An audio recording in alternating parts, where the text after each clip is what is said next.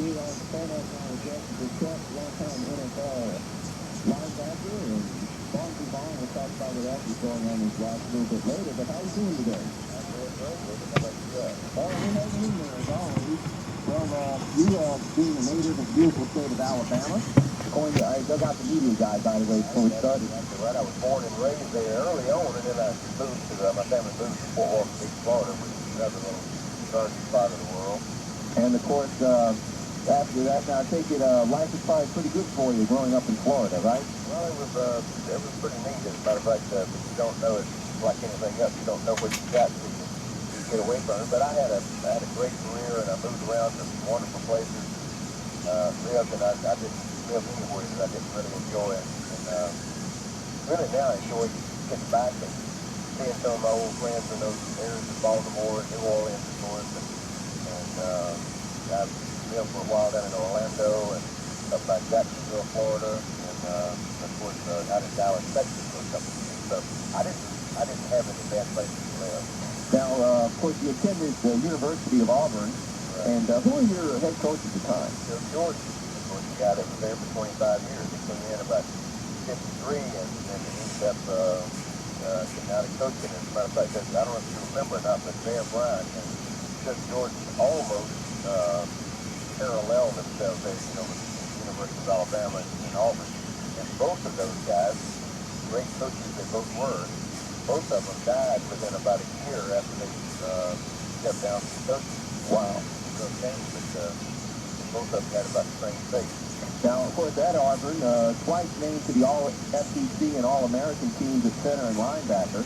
Obviously a great honor in and of itself. You must not only was a pretty darn good player, but I bet you had a lot of good supporting cast as well. Oh, yeah. As a matter of fact, we were lucky enough to win the national championship in 1957. That was my sophomore year, but I was the starter and the center made sophomore year in the SEC. And did have a good year that year also. As a matter of fact, when we were national champions, next year we went undefeated again.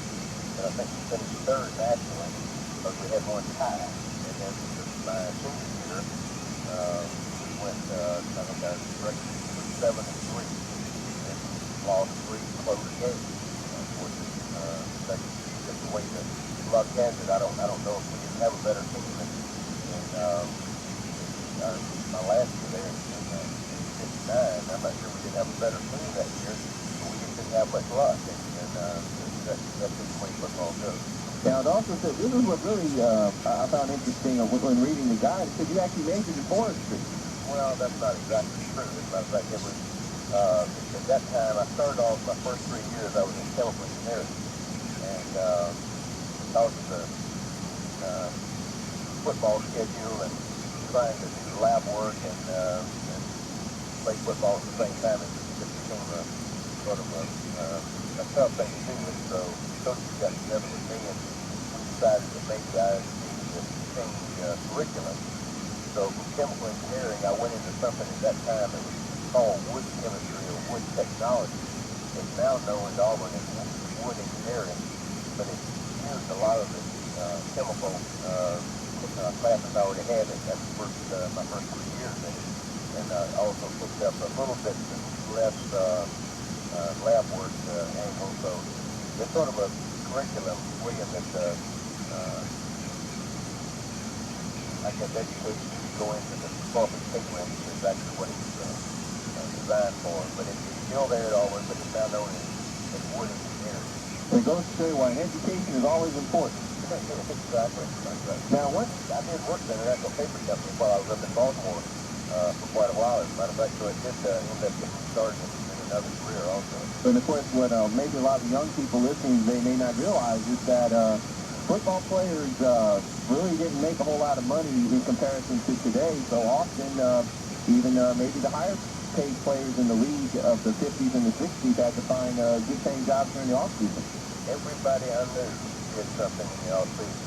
If you didn't do anything, then you ended up going back to play the next year and be flat broke because we were making, it was good money for the time. I guess my rookie year in Baltimore, I made, my contract was, I was the first round draft choice, and I signed a contract for right at $10,000 and a couple of $1,000 bonus. And that sounds like peanuts now, which it was, but at that time it was just those going great. But we all had all season jobs. And I think everybody did, United included. Everybody did something in the off season to make extra money. And that's when I worked in the National Paper Company. Now, it says here that something which the NFL doesn't do anymore, but that you were originally drafted first on the, I believe it was called the future list by the Colts. Yeah, I still had a year of eligibility left, and at that time, the pros didn't try to sign me out of college. You know, they drafted both myself and Steve Smith, who was the guard that played along with me at Auburn. We were both drafted as futures, and we both played our same year. And we might have, if we asked to sign, they might have signed us, but they made no attempt in trying to get us to leave early. And so we both finished out our last year, and both of us went up to Baltimore together. Wow. It was just a different atmosphere back then. The pro football was big, and it was, but it had a little more, I would say, I won't say honor because that's not the right word, but I guess a little more gentlemanship as far as the college goes. Their relationships with college coaches and staff and all were extremely important to them, so they didn't want to do anything to upset them. Well, you know, there was a gentleman who, I never met him in person, but I listened to him on television and radio often, who wrote for Baltimore newspapers, named John Stedman. I know him very well. And Mr. Stedman would often say, his analogy of Baltimore when it came to pro football was that it was probably the largest, or one of the largest NFL cities that didn't have a major college. So a lot of the everyday folks kind of use the Baltimore Colts as their alumni, their semi-universities, I would say. Right. And especially, well, of course, in the 50s, the Colts had won championships in 58 and 59, and did very productive, of course, in the 60s as well. I'll bet you that fan base up there must have been absolutely tremendous. It was incredible. You had a bunch of things they called Colt corrals around. And I want to say there was like 40 of them around the whole state of Maryland and that whole area there. They even had them in prisons, and they were like little social clubs that had as their teams the Baltimore Colts. And then each one of the players would have a certain amount of those assigned to them during the off season. We'd go around and attend, like they'd have a picnic, and one of the Colt players would come and attend the picnic. You did that for year after year, so you got to know those people real well. And they were almost like family, you know. It was amazing how close the team was to the fans.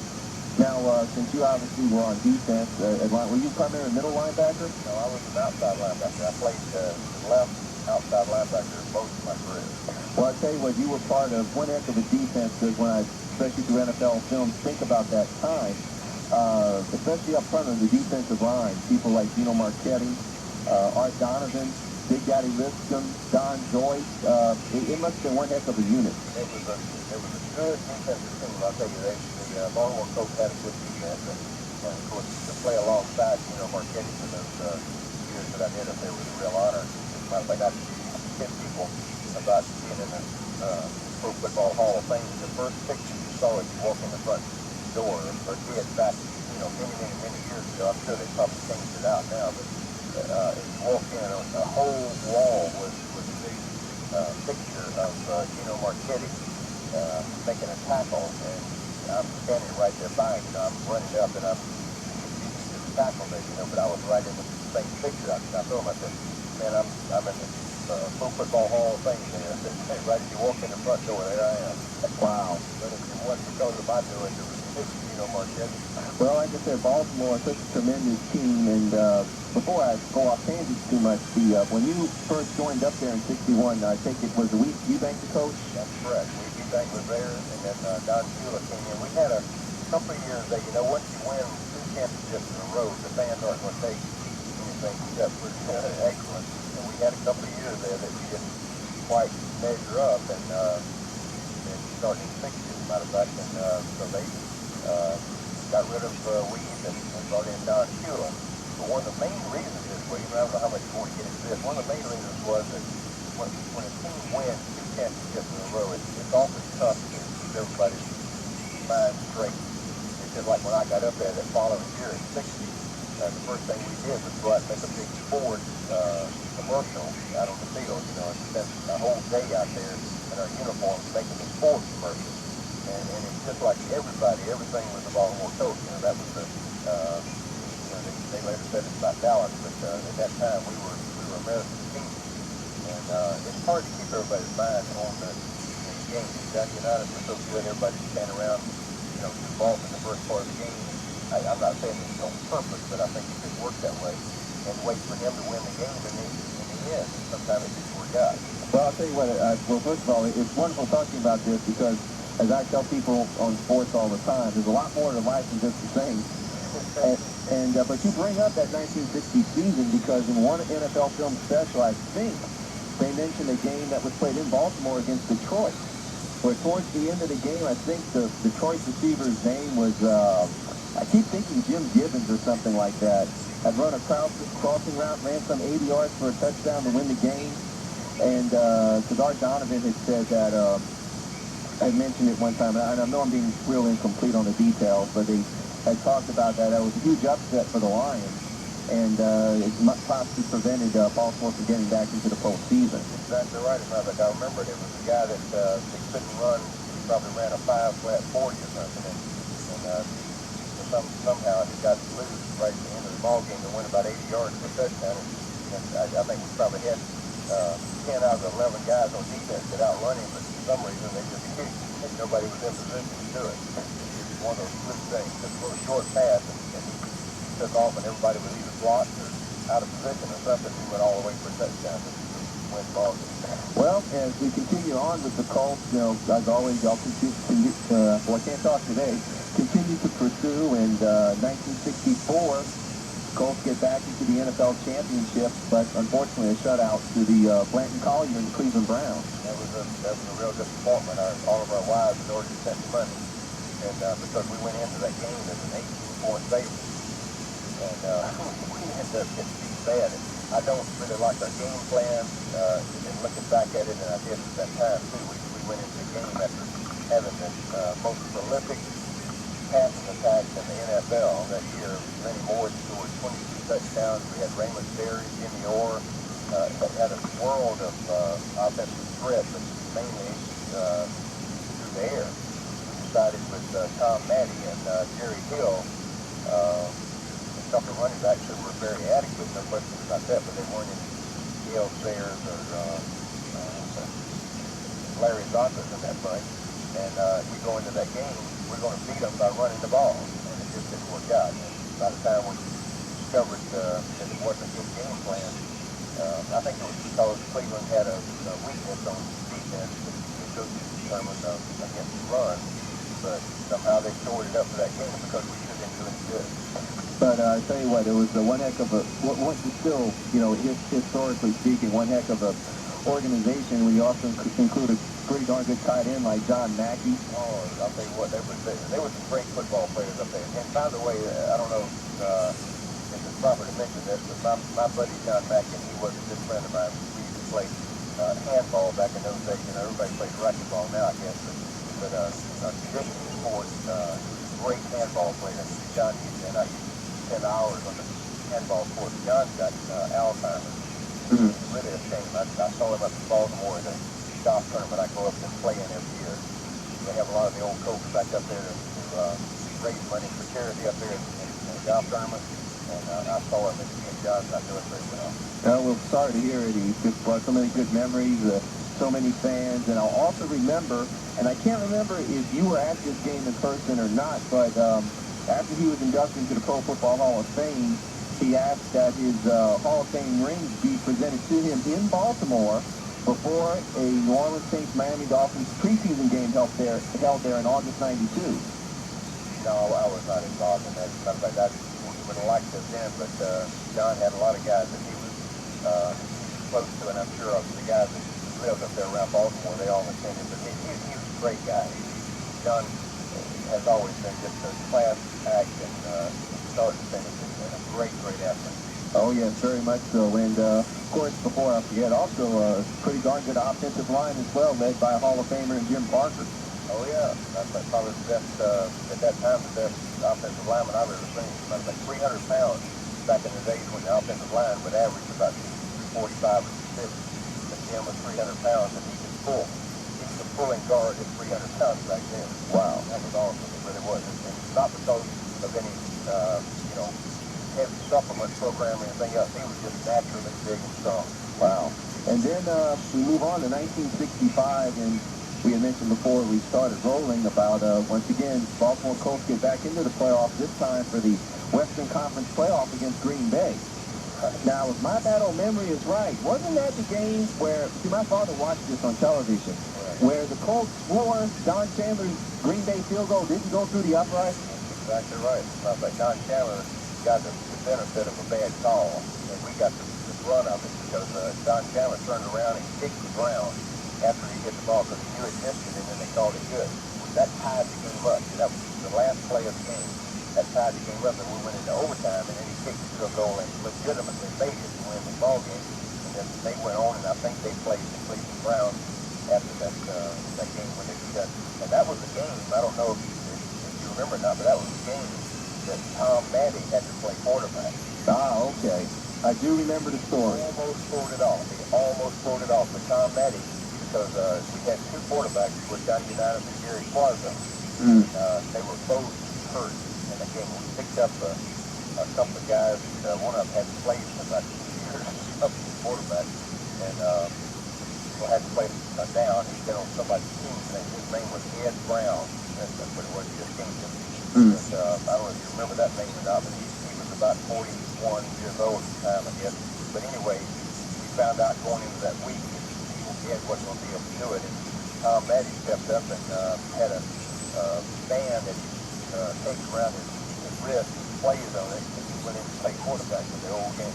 Wow, and of course, I do remember Ed Brown because I'm almost sure, I think he was Gino Marchetti's college teammate at the University of San Francisco. You're right.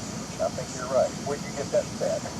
Ironically, real quick story, NFL Films talked about the 1950 University of San Francisco team, went 9-0, but was not invited to a bowl game because, according to Gino Marchetti, they got a call from the Orange Bowl.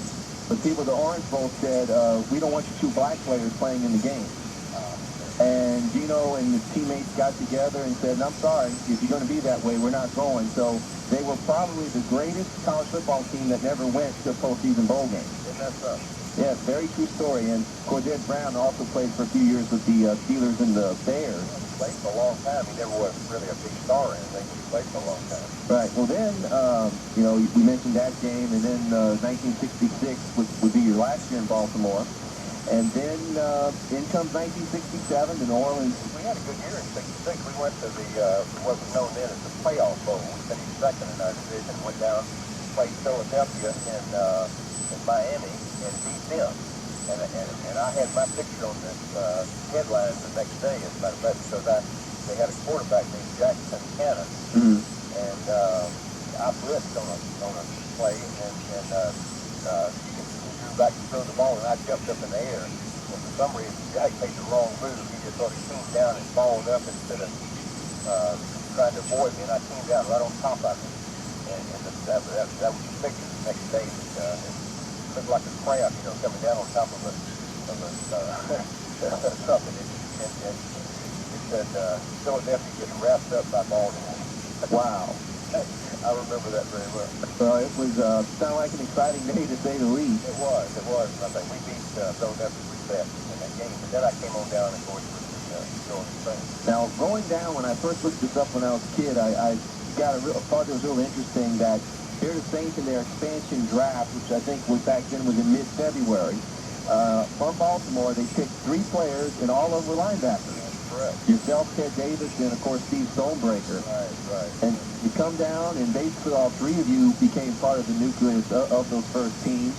The Saints also picked 3 guys from the other NFL teams, except for Atlanta, who only had a year in the league at the time.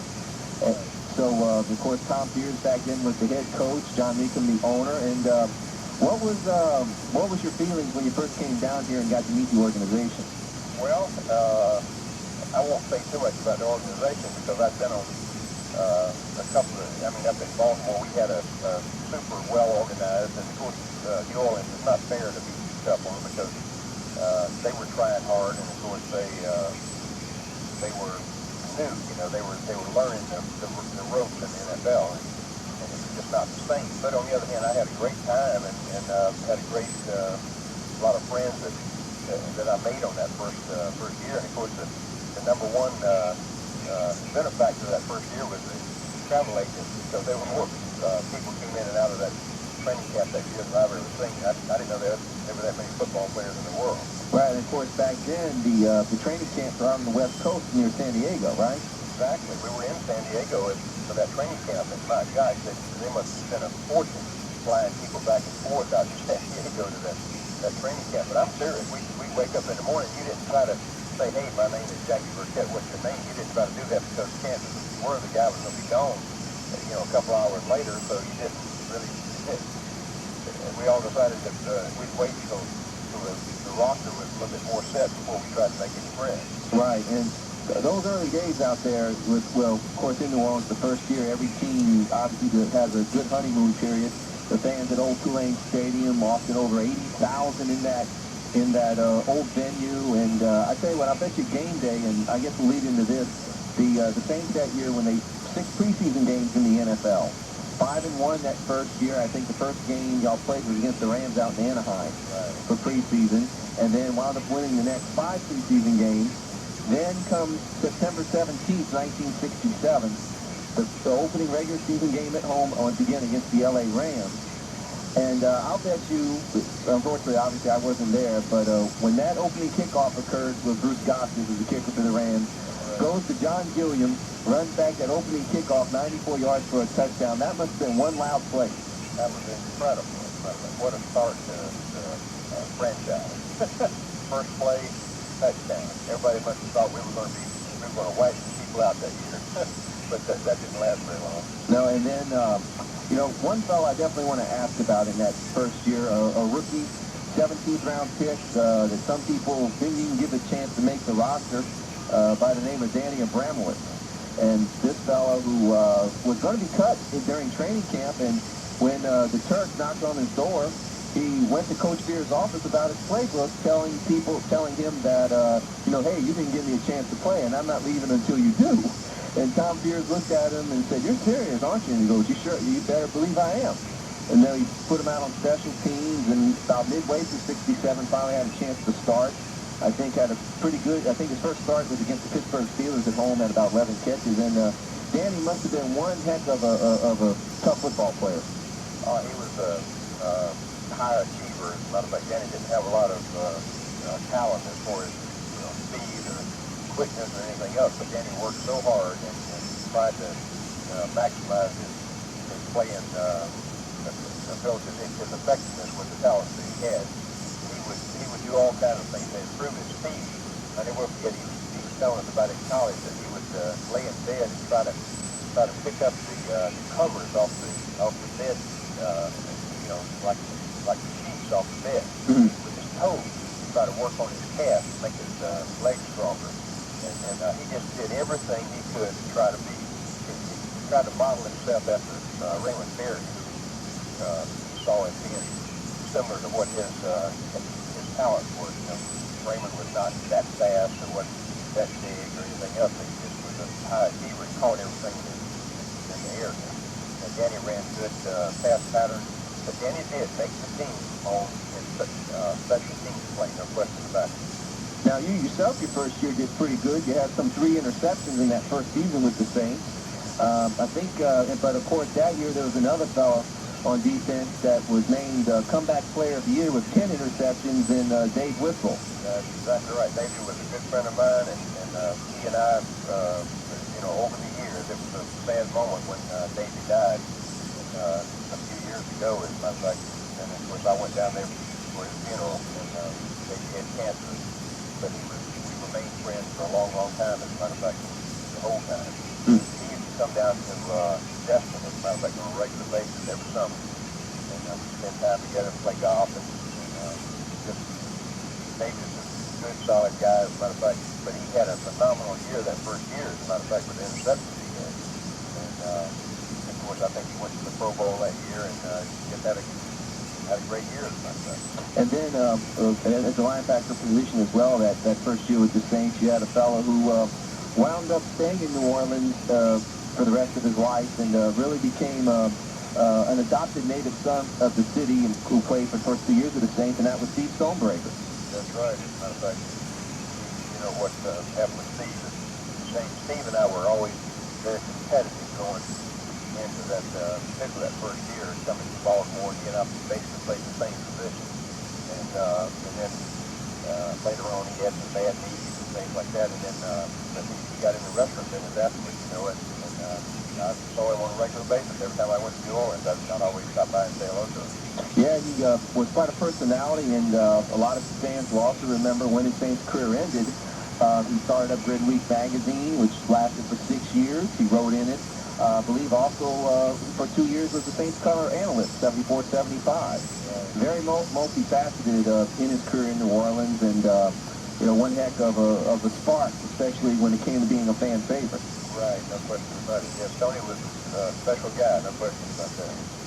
Well, that defense in '67, there was another guy on that team who not only became named to the Pro Bowl in '68, but many young people know him today as an announcer, and that's Dave Rowe. Yeah, you know, as a matter of fact, he never did show those talents when we were playing together down there. They just a big old good-natured guy, and I loved him to death. Dave was a good friend of mine, and just a great guy. But who in the world would ever have guessed that he'd be? And he's really good. I listened to him, and he's always got something nice to say about people. And you know, usually guys like that are not very interested to listen to, but he is good. He really is. He comes up with bright things to say about everything. He was only a defensive lineman. That's not supposed to be taking the intelligence to play defensive line. Well, it was that first year, in talking to many former players and fans, so many characters on that team in the sense because they were a great honeymoon period for everybody. And you think of that defense back then, there's got to be one guy who would later go to the Pro Football Hall of Fame, one heck of a veteran, in Doug Axel. Oh, man. You're talking about a special guy there now. He must have been probably one of the, in a sense, because I remember someone telling me when the Saints got him from Chicago, they thought he would only last 1 year and wound up having 3 great years here. I'll tell you what, Doug was I mean, without Doug, I can't imagine my career not having the experiences I had with Doug. They even put me in rooming with Doug one time out in San Diego. Mm-hmm. And I couldn't take that because Doug's doors allowed you to rattle the windows outside, and I had to change that. Of course, I found out later on that Doug had never had a roommate that could stay with him. Wow. And I don't know why they thought, maybe they didn't think I heard very good or something. They just figured my ears weren't very good. It was on the offensive side of the ball. We mentioned so many good guys, but without a doubt, one scrappy fellow who really was an asset to that team on offense, Billy Kilmer. That's the old furnace thing. Yeah. What a guy. I've seen him a few times. Excuse me. I've seen him a few times since then at golf tournaments and everything. Billy's still a good guy. And still just a character. He is a character, no question about it. Well, let's see. Then in '68, you get traded to Dallas. In return, the Saints got offensive tackle Jim Bolke. Right. And you were up there for 2 years, '68, '69. Both years, the Cowboys go to the postseason, but unfortunately didn't win either game. We got beat again. See, the Cleveland Browns have always cost me a lot of money. We got beat both years by Cleveland Browns. And, of course, Tom Landry, he must have been one heck of a great football coach to work for. Super nice guy. As a matter of fact, sort of cool to the players. The players are not real close to him, but that's not necessary to have a successful team, I don't think. And he knew football in and out. He did most of the coaching himself, and was just a great talent. No question about it. He had some great teams there. And it was a real pleasure. They had a real first-class, well-organized operation, and I enjoyed my 2 years out there. Well, I hate to ask this question because some Saints fans don't have maybe necessarily good memories about this fellow, but what was it like being up 2 years with Mike Ditka? It was okay. As a matter of fact, I've always said it's a lot easier to play with him than it was against him. But Mike was a hard-nosed, tough guy, and he was playing tight end when I was out in Dallas. And, of course, I was playing linebacker, so I had to practice every day against him. Mm-hmm. And that wasn't a lot of fun either. He and I got in a little scrap. One day I intercepted a pass with no pads on. I intercepted the pass, and he tackle me. Wow. No pads though. So we started into it a little bit, but it didn't last very long. But Mike and I got along pretty well off the field. But of course on the field, he didn't have any friends. Well, then 1970, ironically, you come back to New Orleans in a trade, I believe, that sent Dave Witzel up to Dallas. Right. As a matter of fact, I always kidded Dave because they also included Tom Broadhead. I don't know if you remember that. But they gave Dallas Broadhead and Dave for me, and I always kidded Dave about that. That they had to give something to boot. He said, that was the biggest joke in the world. That guy wasn't a ball player. Wow. But anyway, it was fun to come back. I don't know if you remember the timing there, but you remember a guy named Vic Swink? Vic Swink. Vic Swink. Right. Vic Swink was the general manager. Mm-hmm. And then he left. Tom Sears and I were real good friends, and he always said he would never have traded me to Dallas if it hadn't been for Vic Swink. He wanted an offensive tackle, and I was the guy that Dallas wanted. Mm-hmm. And so he said, well, okay, if that's what's got to be done. But then when Vic Swink left, he told me, he called me up and asked if I wanted to come back. And I make no secret to tell him, Vic and I didn't get along. Mm-hmm. Long story short, he and I didn't get along at all. Mm-hmm. And so finally, when he left, Tom called me up and asked if I wanted to come back, and I said, absolutely. So, and I came back. Unfortunately, that was not Saint's best year, and Tom ended up getting fired halfway through the season. And then he got fired after a 1-6 start, and then J.D. Roberts actually comes in, though he had worked with the Saints previously. He comes in from outside the organization during that season. And who could have ever guessed his first game as head coach would be one of the most famous games of all time, November the 8th against the Detroit Lions, where here the Lions takes the lead with 11 seconds left, 17-16. And, of course, Errol Mann for the Lions had to kick off. Al Dodd runs the kickoff back to the 28-yard line. And Billy Kilmer goes out there, and he hits Al Dodd with a beautiful pass to the 45.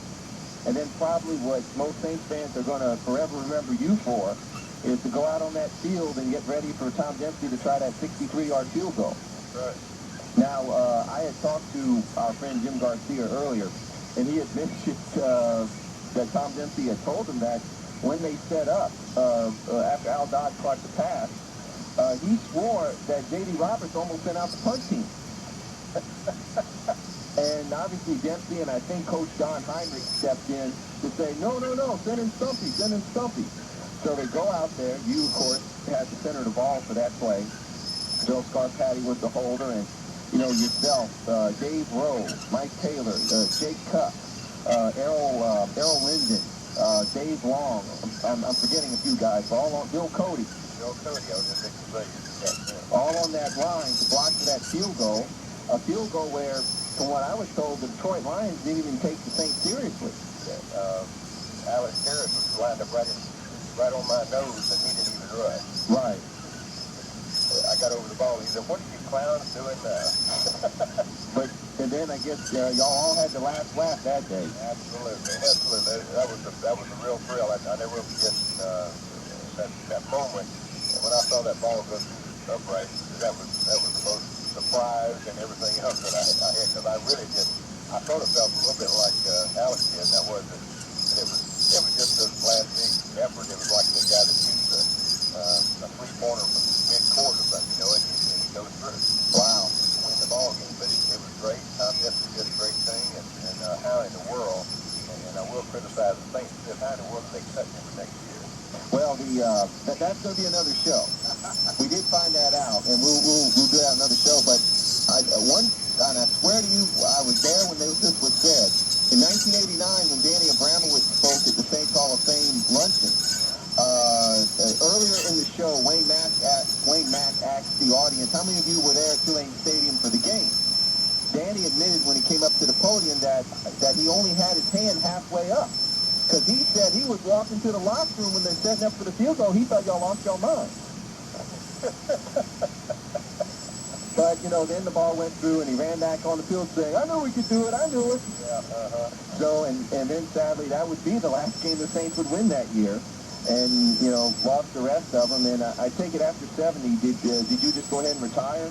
Yeah, I retired. As a matter of fact, I got an outfit before the end of the year, and I couldn't see going through another rebuilding year, and that's what it would have been then. And I was 34 years old by the time that season was over, and I played 11 years, and I just had enough. And I was in the restaurant business down at the time, and I had gotten in the pipe business also. I had a couple of things going, and I just thought it was a good time for me to step down. And that was one of the best things that ever happened, because a lot of the pro football players that have a fairly long career, which I consider that I did, don't get to retire. And I said, I'm going to take this chance, I'm going to do it, and that's the end of it. And I never have regrets then. I've always felt like I did the right thing. In fact, that same season, during the season, I think it was a week after the Dempsey game, that Johnny Brewer also retired. Right, exactly. As a matter of fact, yeah, Johnny was a good friend of mine. Johnny's over there in Vicksburg, Mississippi right now doing fine. And of course, that's also the home of our buddy Jimmy Heidel.